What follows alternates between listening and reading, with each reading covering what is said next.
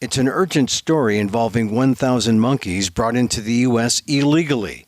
Should they all be taken away from Charles River and sent to sanctuary here, or sent back to Asia to be brought back into the research loop with the correct paperwork?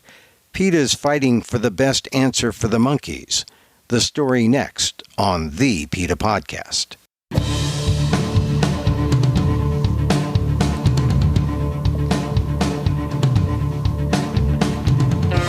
Welcome to the PETA Podcast. I'm Emil Guillermo, your host for this inside look at animal rights. Brought to you by PETA, the largest animal rights organization in the world. On today's episode, the case of Charles River and the 1,000 monkeys. Right now, the U.S. Department of Justice and the Fish and Wildlife Service are investigating the multi-billion-dollar lab research firm Charles River for the illegal importation of monkeys. Because they were brought here in violation of U.S. regulations, the monkeys can't be used in research. They either go back to Asia, where Charles River begins the process again, with the right paperwork, with the monkeys to be bought and sold for lab research, or as PETA has advocated, the abuse of the monkeys can stop, and they can be placed in a sanctuary here, where they can live out their lives as normal macaque monkeys, not as research subjects. Lisa Jones-Engel, a PETA primatologist, helps us understand what's at stake with the 1,000 monkeys. And she sheds light on the bigger picture. The 1,000 monkey case comes just weeks after the Fish and Wildlife Service released news that they were planning to stop all importation of monkeys to the U.S. Here's my interview with PETA primatologist Lisa Jones-Engel on the PETA Podcast. A lot of news in the world of monkey importation. We had just a couple weeks ago, PETA released news that the Fish and Wildlife Service has stopped or planned to stop all importation of monkeys to the U.S. for use in laboratories. Can you explain to me what that is about? Have they stopped it? What is Fish and Wildlife doing about monkey importation? The industry is actually who came out and said this first. Emil, the industry said that Fish and Wildlife is basically, they have put so many roadblocks now for the importers that it will be almost impossible for them to import monkeys any longer. And they're using a really a simple technique, but one that will be devastatingly protective for the monkeys. So Fish and Wildlife is requiring that the importers show that any imported monkey is actually captive bred. And the way that you do that, we know that they've been fudging paperwork, the importers, and they've been taking the collars off of dead monkeys and putting them on wild-caught monkeys. But the Fish and Wildlife is using DNA. They are requiring the importers to show that these animals are what's called F2, which is the second generation captive bred, which means that their grandparents could have been pulled from the wild. Actually, no, their great-grandparents could have been pulled from the wild, but their grandparents and their parents had to have been born in captivity. And you know what? These fetid, deadly, dangerous monkey farms in Asia, they're not going to be able to do that. Wow, so this is another step, and we've talked about the paper trail to figure out, what monkeys are where and who has them in labs here in the United States from Asia. But this DNA, could be a game changer. Now we have the science behind it. We can tell, where the monkeys, what their origin was.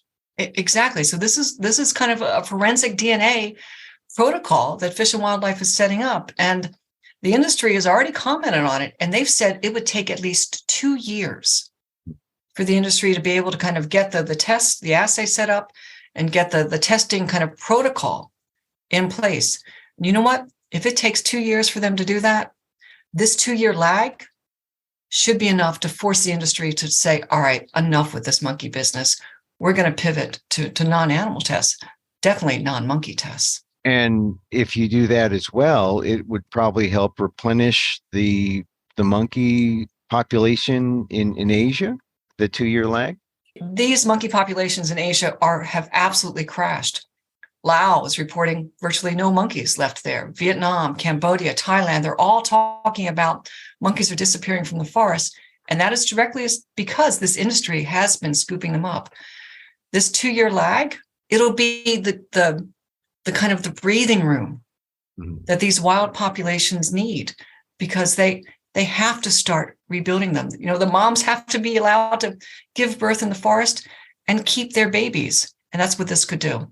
All right. So this is what Fish and Wildlife, the Fish and Wildlife Service is proposing, and that's going to cause some ruckus in the industry as we've just described. Although it's not final that they're going to do that, right? I mean, it's still in a proposal stage, right? Well, there are so many questions. Again, this information about Fish and Wildlife shutting down importations came directly from industry. And who would know better than industry on this? The industry reported this. We magnified it, tried to get any information out of Fish and Wildlife Service. Good luck with that. There are people, obviously, we have been sending in FOIA, requests for freedom of information. I know reporters are doing the same. Fish and Wildlife doesn't want to talk because there are active civil and criminal investigations directed at these importers right now. We have to wait and see what actually happens on that score. But in the meantime, you're trying to rescue, PETA's trying to rescue 1,000 monkeys from this, a big giant in the industry, Charles River Laboratories. And before we go into that, give us a thumbnail sketch on monkey importation in general, the scope and the width. Now, we talked about the DNA test, the verification just a few minutes ago, but just give an overall picture for our listeners on what monkey importation is like here in the U.S. and why U.S. labs are importing these monkeys, where they're coming from, and what's wrong with it. Monkey importation it's greedy, it's dark, it's dangerous. It has existed in the shadows for decades. The industry goes in, they go into wild populations, they cut down a tree, they net the animals who are coming down, they beat the animals who are trying to fight back. Monkeys are stuffed into crates and wire bags. They're taken to these monkey farms throughout Asia. A lot of the animals die in these facilities from injuries, from disease, from just despair. The animals are then a shipper or an importer like Charles River or Innovative or Pre-Labs will place an order, and they'll say, all right, we want 1,000 long-tailed macaques. We want from this age to this age. Box them up, put them on the plane, and send them to the U.S.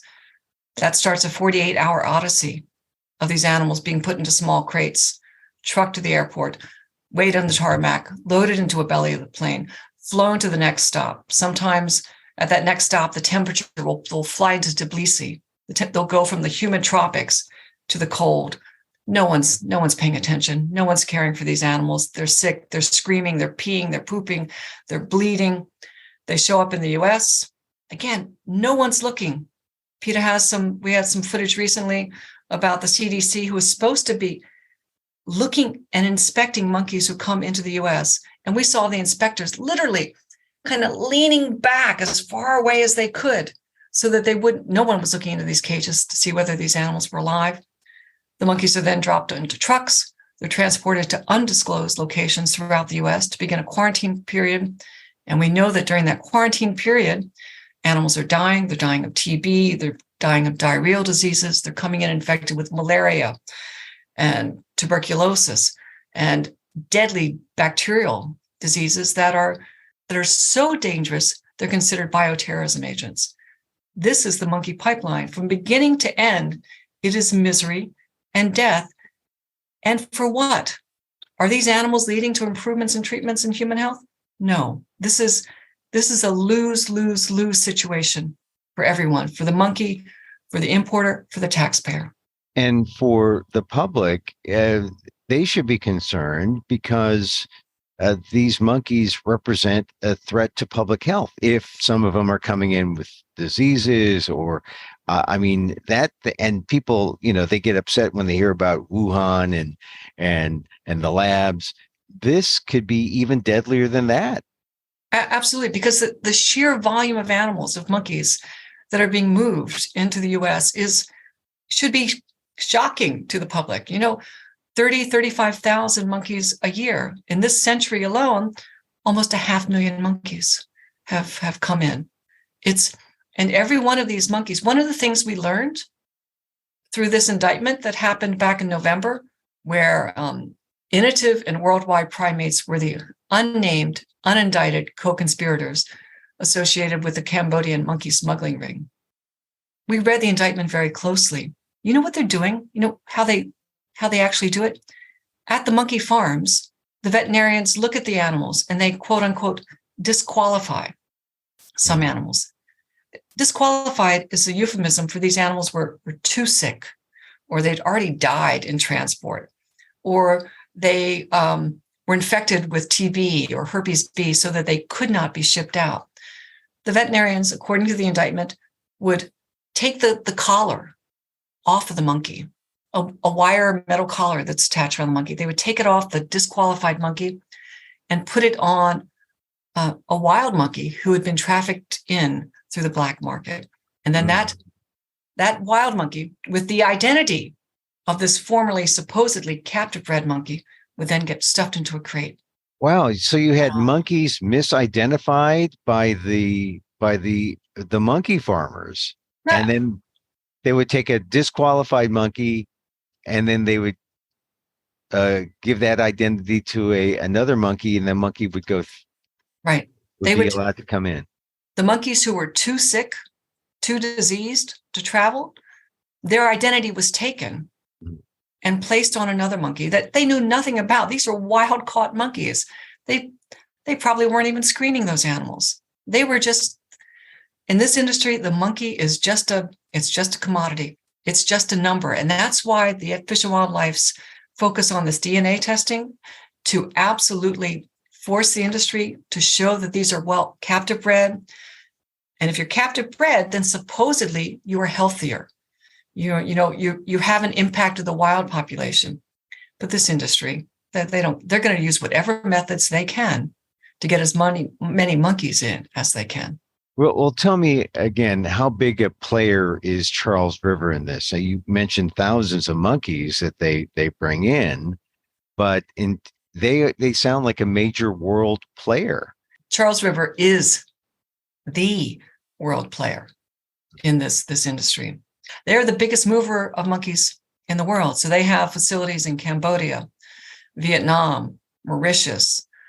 I'm sure they're getting monkeys from Indonesia, from the Philippines. Charles River doesn't just import their own.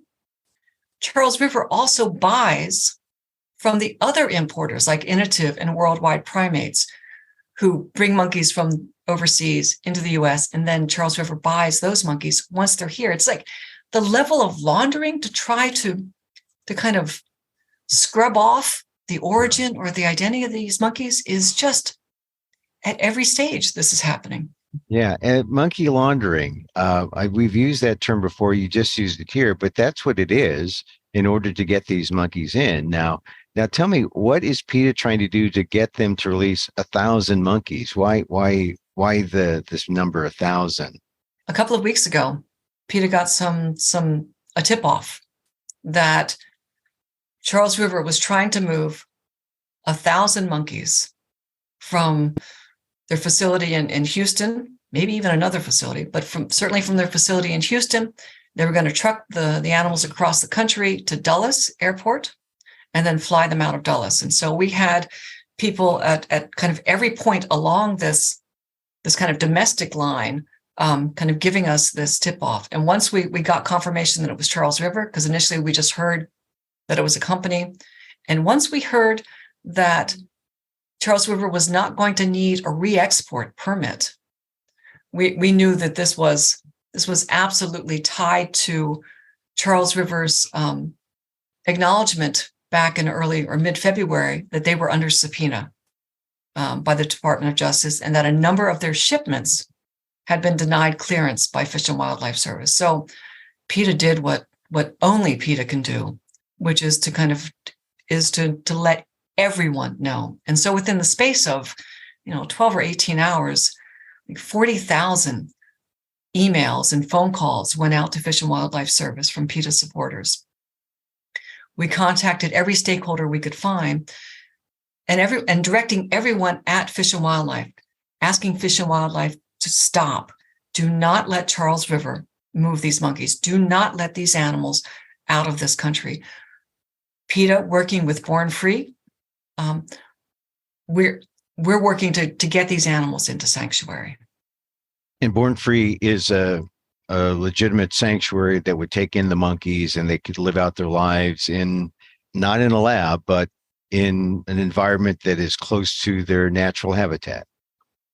Exactly. So these monkeys, these 1,000 animals, these are young animals.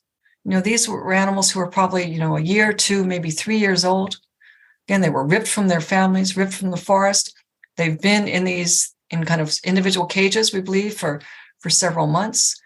There was no happy ending. There's no going back to Cambodia and these monkeys kind of gambling through the forest. That can't happen.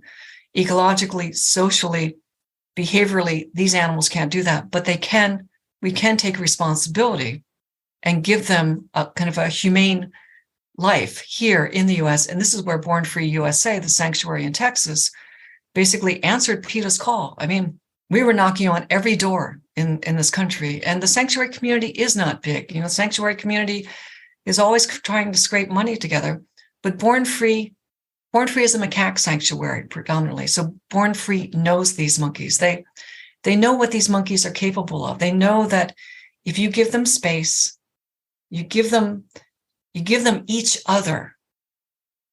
You give them the basic necessities, food, veterinary care.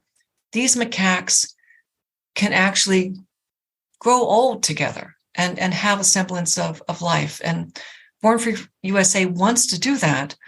Problem is that these animals are caught up in these investigations that, the DOJ, the Department of Justice, and Fish and Wildlife Service are caught up in this investigation. And Charles River is choosing not to do the right thing. To Charles River, these 1,000 monkeys are $30 million worth of monkey meat. Well, what would Charles River do with them if they were allowed to keep them? They would go into the whole testing protocol. Well, Charles River can't keep these monkeys. That's the thing. So these 1,000 monkeys, when they were imported in a number of shipments, Fish and Wildlife did something called they did not clear the CITES permit. So these monkeys travel on a CITES permit.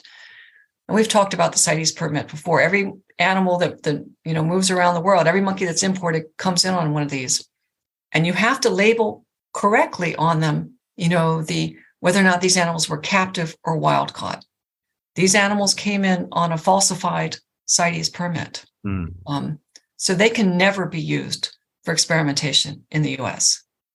So these monkeys are really worthless to Charles River, really, because of some bureaucratic paperwork error. No, I'm sorry. This was not a bureaucratic paperwork error. This was an intentional act by this industry to falsely label, to mislead the authorities as to pretend that these were captive bred monkeys when everyone knew that these were wild caught monkeys. So Charles River thought that they were too big. They thought they could actually just jam this one down, the regulatory body's throats. And Fish and Wildlife stood up and said, no, to their absolute credit. These monkeys can never be used as they exist right now in the US. But what Charles River wants to do is to re-launder them. They're going to pick these monkeys up, send them back to Cambodia, shake, recycle, repackage, and drop them back into the pipeline. So this is like going back over the monkey trail because someone screwed up and they didn't have they misidentified them. So they're forcing these monkeys to go back. And is it easy for these monkeys to go back and then start the process again? It's monkey money laundering. It's just another way to kind of repackage these animals. There is no way to show that these were captive bred monkeys.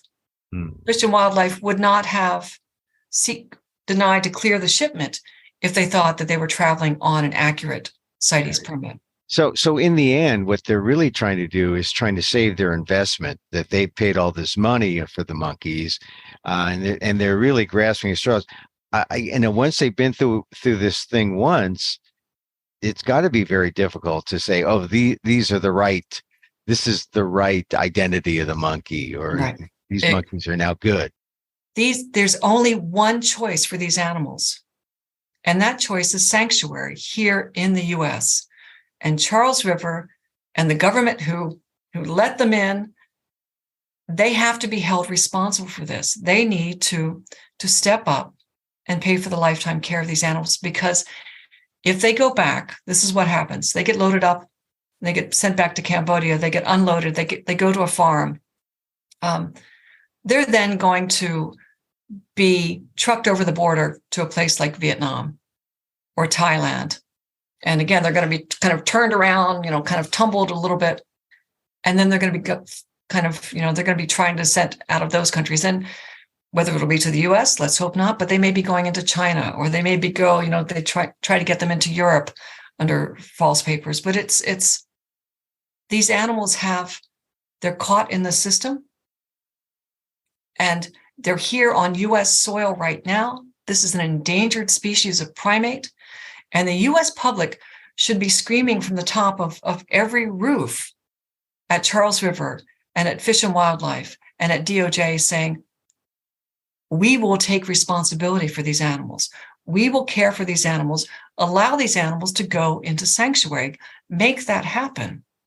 So where the monkeys are now is they're in this strange negotiation where Charles River has them, and they want to send them back, but they're prevented from sending them back. I imagine it's safe to say time is of the essence here. Where are we right now? Are the monkeys at a point where they're ready to be offloaded onto a plane and sent back to Cambodia? Are we really at that precipice where either they go back on a plane or they go into sanctuary? We are at that precipice, and we actually, it's literally, we're standing right there. And so the pressure has to be on Charles River and Fish and Wildlife and DOJ to say, take the action, do what you need to do to get these animals into sanctuary. Because, as you said, these are commodity for Charles River. They want to protect their investment. Again, they know this is $30 million worth of monkey right here. And so they want to find some other buyer for these animals. We don't know obviously we have our ears and eyes everywhere right now. And if the moment that we get any word that there's movement at any of Charles River's facilities to try to get these monkeys back on trucks to fly them out of the country, we'll do the same thing we did last week. And we will put people right there. We will do everything we can to make sure this doesn't happen, that we've got these eyes on them. But the choice it's the government's choice right now. It's Charles River could do this. They could honor what they just describe as, their integrity, their commitment, their social responsibility. They have a responsibility to these animals. They can't use them. They cannot use them as they are here. Charles River could say, all right, we screwed up. These monkeys should have never left. They're here in our house right now. We're going to send them to sanctuary. Yeah. And so what can listeners do to make sure that the right choice is made by Charles River? And what can listeners do to help PETA as PETA tries to make sure that Charles River does the right thing? So we've been sending out email alerts on a regular basis. We've been sending out texting action alerts to our supporters and asking them to reach out directly to Fish and Wildlife Service, to the management authority there, and to put pressure on Fish and Wildlife and let Fish and Wildlife know that, our taxpayer dollars are involved in this. We have a responsibility to these animals. We want you to keep these animals here and send them to sanctuary. So continuing to answer those email alerts, answer those action alerts, make the phone calls, send the emails, keep the pressure up. Last time I looked, I think we were, 65, 70,000 actions have been taken.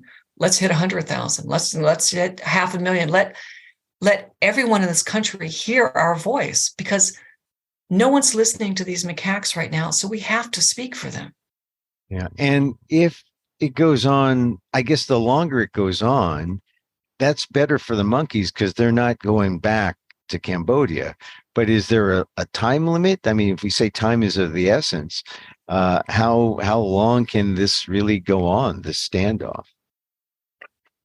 It's a government agency battling a multi-billion-dollar corporation who wants these monkeys. But every day that these are, again, I can't emphasize, these are young animals. These are animals who are still malleable. There's still a chance that if we get them into sanctuary, that they can form these social groups and live out a good life. But every day that they're sitting inside one of these Charles River facilities that we know where deadly diseases are circulating in these colonies, it increases the likelihood that they will be exposed. The stress in there means that, basically their immune systems, their psychological well-being is chipped away every day. So every day matters on this. Is there any doubt in your mind that if PETA loses this battle and the monkeys are shipped back to Cambodia or back to Asia or wherever, if they're just sent back, it guarantees that these monkeys are doomed? If these monkeys go back to Cambodia, they die. They either die quickly, they die slowly, they die. No monkey makes it out of the experimentation industry. No long-tailed macaque makes it out alive. And so that's why these 1,000 are so critical. These 1,000 who are here on our soil, where we have the ability to actually give them a happy ending. We have to do that, because that will be the first. These 1,000 go back to Cambodia, they will die the most horrible death. Lisa Jones-Engel, PETA primate expert, thank you very much again for being on the PETA podcast. Thank you, Emil.